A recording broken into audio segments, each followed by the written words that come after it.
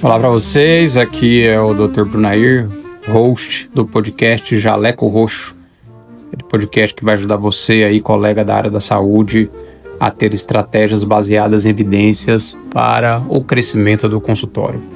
Continuo falando aqui diretamente do nosso escritório no Complexo Orion, em Goiânia.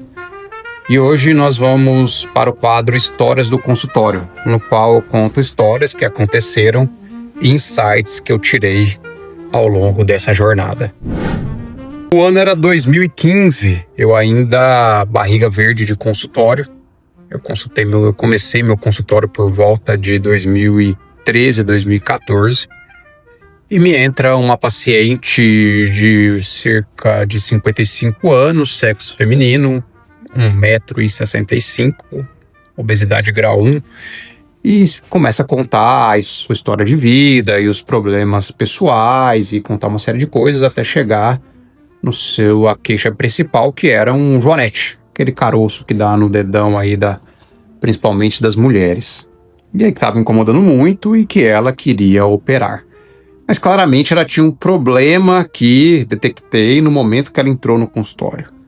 Era uma tabagista pesada, cerca de 2 carteiras dia de cigarro. E aí, prontamente eu falei, veja, aqui vou identificá-la como Dona Joana. Evidente, é um nome fictício por motivos éticos, não vou identificar a paciente. E falei, veja, Dona Joana, eu tenho um princípio que trouxe lá dos meus chefes norte-americanos, onde eu fiz meu treinamento de cirurgia de pé, que é, eu não opero quem fuma. A não ser que seja uma urgência, a não ser que a senhora respeite um período aí de pelo menos 4 a 6 meses sem o tabaco. E aí essa mulher já um pouco chorosa, falou, não, pelo amor de Deus, me ajuda, eu estou num processo de divórcio, e esse plano de saúde está no nome do meu marido, eu não tenho condição, eu vou ficar sem plano, só preciso me ajudar. E começou toda aquela pressão psicológica e naquele dia eu cedi. Falei, não, tudo bem, mas a senhora está ciente dos riscos, pode complicar, pode ter descida de sutura, tem retardo de consolidação. A senhora assume os riscos? Não, doutor, eu estou ciente dos riscos. E assim foi feito, marcamos a cirurgia, operei, e aí no meio da tarde, eu já em casa, era uma terça-feira de manhã, terça-feira por volta de umas 16 horas, me ligam do hospital. A enfermeira me fala, doutor, só precisa vir correndo para o hospital, pois sua paciente saiu aqui da enfermaria, começou a andar pelo corredor, procurando um lugar para que ela pudesse fumar. E eu falei, pronto, então o pé dela tá todo sangrando aqui, sujando todo o corredor do hospital. Falei, agora perdeu a cirurgia e eu tô enrolado, né? Peguei o carro e fui correndo até o hospital. Quando cheguei lá, ela com o pé todo ensanguentado, deitada já na maca, um pouco mais calma, porque ela já tinha fumado o seu cigarro. E eu falei, Dona Joana, a senhora não poderia fazer isso, ela não poderia pisar, tem grande risco de a senhora ter perdido a cirurgia. Isso é uma agressão muito grande para o seu pé, vamos fazer uma radiografia e torcer para que nada tenha acontecido. Felizmente, os parafusos suportaram aquele grau de carga e a ferida estava relativamente ok. Fechei o curativo e outro dia dei alta para ela normalmente. Passados 5 dias, ela me liga.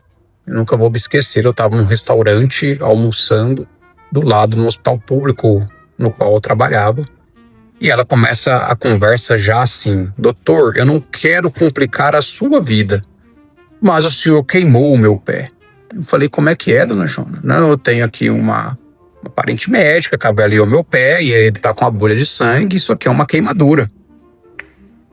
Nessa hora meu sangue ferveu, mas mantive a calma e falei para ela, vamos combinar o seguinte, a senhora vai até o meu consultório amanhã, que hoje eu não estou atendendo, a senhora vai levar essa parente que é médica para a gente conversar, eu explicar para ela que isso não se trata de uma queimadura, haja vista que nem bisturi elétrico eu usei na sua cirurgia. Se eu tivesse usado e tivesse acontecido um acidente, a senhora seria a primeira a saber da minha boca. Aí ela, não, doutor, não, na verdade ela é estudante de medicina ainda, e começou a desconversar, eu falei, não tem problema, não quero entrar nesse mérito, mas eu preciso ver a senhora amanhã. E aí ela veio até o consultório. Quando abriu o curativo, realmente tinha uma bolha de sangue que para quem é ortopedista ou cirurgião do trauma sabe que se trata de uma coisa chamada flictena. É um evento que acontece quando há uma agressão muito grande de partes moles e aí essa energia desprende a epiderme da derme e forma essa bolha de sangue e até parece uma queimadura de 2º grau. E aí expliquei para ela prontamente que aquilo era oriundo do trauma que ela teve cirúrgico, mais o fato dela ter pisado sem a minha autorização. E aí aparentemente ela compreendeu e seguimos com um acompanhamento pós-operatório. Para tentar encurtar a história, é evidente que como ela era tabagista, com esse flictena, ela teve uma deiscência de sutura, os pontos se abriram, expôs o osso, ela teve uma osteomielite, uma infecção que precisava de um desvedamento, precisava interná-la, precisava lavar aquela ferida, só que nesse meio todo ela perdeu o plano de saúde. Eu não imaginei que ia ser tão rápido esse processo, mas passado poucas semanas ela perdeu o plano de saúde e lá estava eu com uma paciente de difícil manejo, uma paciente tabagista, uma paciente com uma osteomielite, uma ferida aberta e sem plano de saúde. Como que eu ia internar essa paciente para um tratamento longo, às vezes antibióticos caríssimos?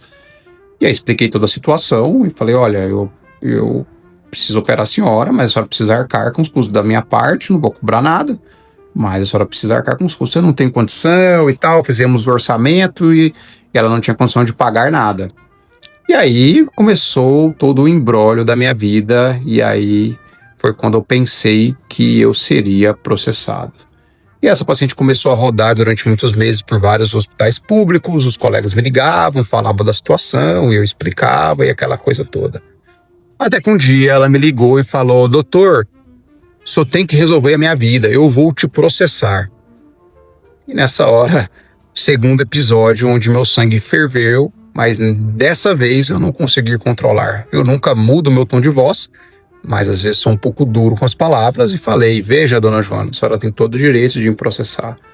Agora, eu sou muito sistemático, eu tenho tudo documentado, que a senhora pisou antes do momento, a senhora fuma e sabia dos riscos, eu tenho foto do seu pé antes, durante e após a cirurgia e toda a foto do prontuário. A senhora vai me processar, a senhora vai perder e eu vou pedir toda a sucumbência dos honorários do meu advogado. E desliguei o telefone. Quando eu desliguei o telefone, eu tive certeza, vou ser processado, que agora a única coisa que estava segurando aquela situação era a relação médico-paciente, praticamente sustentada por mim, e naquele momento eu desabei com tudo. Passado poucas horas me liga uma moça super educada, doutor, meu nome é fulano de tal, eu sou parente da paciente, dona Joana, sou advogada e queria saber o que está acontecendo. E aí expliquei toda a história, falei, pois bem, doutor, e como vamos resolver isso? Falei, não, a senhora pode ficar tranquila que eu vou dar um jeito. E desliguei o telefone, falei, pronto, agora com certeza serei processado, né? E aí fiquei pensando, falei, bem, preciso resolver a vida dessa paciente. E aí comecei a movimentar processos para conseguir levar ela para o hospital do SUS, onde eu trabalhava, né? E aí acendeu aquela luz, liguei para alguns colegas que trabalhavam em CAIS, colegas que trabalhavam com coordenação de hospital, para fazer que ela chegasse até lá, porque era um caso urgente, então essa paciente poderia pedir uma AIH de urgência. E assim foi feito. Consegui levá-la até o hospital público e lá a operei, lavei a ferida, tirei os parafusos. Felizmente, a correção manteve-se perfeita. Em termos de radiologia e clínica, o objetivo da cirurgia tinha sido cumprido. E aí ela ficou durante algumas semanas tomando antibiótico nesse hospital e graças a Deus evoluiu tudo bem. Passado alguns meses, estou lá atendendo no ambulatório, nesse hospital do SUS. Ela me aparece sem agendar a consulta. Doutor, você podia olhar meu pé? Eu falei, olha, dona Joana, com certeza. Pode sentar. E aí examinei o pé, graças a Deus. Correção perfeita. Um pouquinho de artrose da articulação, mas nada de clínica em relação àquilo. E já sem sinais de osteomielite ativa. E aí eu falei, graças a Deus, nos deu tudo certo, no final das contas, passamos por vários percalços, mas está resolvido o seu problema. E aí, quando falei isso, ela levantou da sua cadeira, deu a volta na minha mesa, veio até o lado da minha cadeira e, literalmente, ela se ajoelhou no chão e me disse, doutor, o senhor me perdoa. Eu não fui justo com o senhor, eu fiz muitas coisas erradas, eu sei do sofrimento que eu te causei, então quero o seu perdão. Eu nunca vou me esquecer desse dia.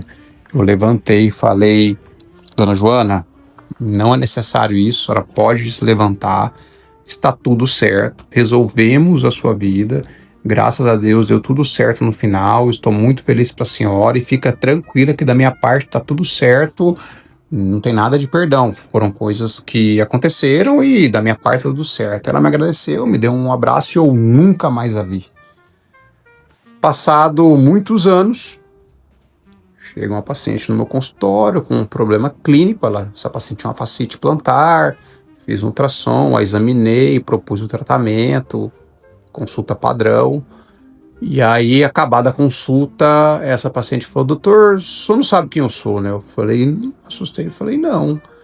Ela falou, lembra daquela paciente da dona Joana? Eu falei, me lembro, com certeza. Pois é, eu sou a sobrinha dela, que era advogada, que te ligou. Aí eu falei, puxa vida, é mesmo? Aí, antes dela falar mais nada, eu falei assim, ó, eu só tenho a agradecer. Ela assustou. Agradecer porque a sua tia me ensinou muito. Eu aprendi a ser mais humilde com ela, eu aprendi a ter inteligência emocional com ela, eu aprendi a ter mais compromisso com meus pacientes com ela. Então, assim, ela me ensinou muita coisa e, de verdade, não guardo mágoa nenhuma. Ela falou, não, doutor, eu acredito, eu sinto nas suas palavras e quero te falar que antes de eu vir aqui, eu tive muita objeção lá dentro de casa, meus familiares não queriam que eu viesse. A minha mãe, que é a irmã da dona Joana, não queria que eu viesse, porque falou que só tinha feito aquilo com o pé da irmã dela e tal, não sei o quê. Mas eu pesquisei no Google, pesquisei na internet, só tinham bons comentários do senhor. Eu vim até aqui, o senhor me tratou super bem antes de eu me identificar. E depois que me identifiquei, o senhor me tratou melhor ainda. Então, eu quero levar isso para a minha família. E eu acho que o senhor não sabe, mas infelizmente a minha tia, Joana, ela teve um final de vida muito triste. Ela veio a falecer numa clínica para alcoólatras. Então ela morreu por uma insuficiência hepática internada. E aquele foi um dos poucos momentos onde realmente me deu um nó na garganta e tive vontade de chorar, porque de fato a dona Joana me ensinou muito e eu só levava coisas boas dela, apesar de todo o estresse que ela me fez passar. E aí eu sentei, engoli o choro e falei, pois eu queria falar para a senhora de novo que eu só tenho a agradecer, fico muito triste de verdade. Tô segurando aqui, meus olhos estão marejados e de verdade, porque eu não imaginava tantos problemas que a sua tia tinha. Eu era barriga verde, talvez eu poderia ter me aprofundado melhor nisso, eu não sabia desses problemas dela. Ela falou, não, doutor, eu quero te falar que eu quero levar toda essa mensagem para a minha família, para quebrar essa imagem que eles têm de você. Eu falei, não se preocupe com isso, meu compromisso era com a sua tia, eu entendo lá da sua família e tá tudo certo. E essa paciente foi embora, isso tem 1 ano e meio. E eu sei que ela deu notícia porque o genro da dona Joana veio a ser meu paciente recentemente, há poucos meses. Ele rompeu um tendão e era um caso cirúrgico. Ele confiou em mim, veio em mim e operou comigo. E me contou toda a história e eu contei toda a versão novamente. Ele não sabia e me contou também de todos os apertos e dificuldades que tiveram com a dona Joana no seu final de vida. Essa foi uma das histórias que me marcou muito. Felizmente acabei não sendo processado, mas foi o dia que a situação que eu tive certeza que seria. Quais insights eu tiro dessa história? 1. Doutor, nunca passe por cima dos seus princípios. Se você tem um princípio de conduta médica dentro do seu consultório, o respeite. E nunca passe por cima, pois o dia que eu passei eu me arrependi amargamente. 2. Eu, após esse episódio, fiz um seguro médico e não me arrependo em nenhum momento disso. Eu sempre acreditei que a relação médico-paciente segurasse o processo e, de fato, segura muito. Mas a gente não tem controle do que se passa na cabeça do paciente. Tá? A medicina está cada vez mais difícil. E às vezes um paciente de um pronto-socorro, um paciente que você não tem um relacionamento, ele pode te processar. E por mais que não dê nada, porque eu tenho certeza que você não vai ser negligente, nem imperito, nem imprudente, mas o problema é o advogado para te defender. Esse não vai ter piedade de você, doutor. Eu tenho colegas que já pagaram honorários advocatícios de 30 mil, que era causa ganha, era um processo esdrúxulo que o doutor ia ganhar, e de fato ganhou, mas que ele precisava do advogado, o advogado viu que era doutor, 30 mil. Já tive colegas que pagaram 50 e já tive colega que pagou até 140 mil para um advogado para defendê-lo de um processo médico. E aí isso me tirava o sono, e eu falei, bom, eu não consigo controlar se o paciente vai me processar ou não. Mas de maneira estoica eu me concentrei no que eu posso controlar. E o que eu posso controlar é o honorário que eu não quero pagar para o advogado. Então eu fiz o seguro por causa disso. E terceiro insight é ter amigos. Então, nesse momento de aperto, eu lancei mão de amigos que me ajudaram a resolver esse problema. Se esse podcast fez sentido para você, se você acha que pode ajudar algum colega, por favor, encaminhe. E nos siga lá nas redes sociais, BAMS, BAMS Oficial. E também tem meu perfil pessoal, que é Dr. Bruno Air, AIR. Também estou lá, o que vocês quiserem interagir. Eu mesmo respondo todas as mensagens que chegam de paciente e de colegas. Segue o nosso compromisso com você, doutor. A ideia aqui é te munir de informações para melhorar a performance do seu consultório. BAMS, mais que uma agência.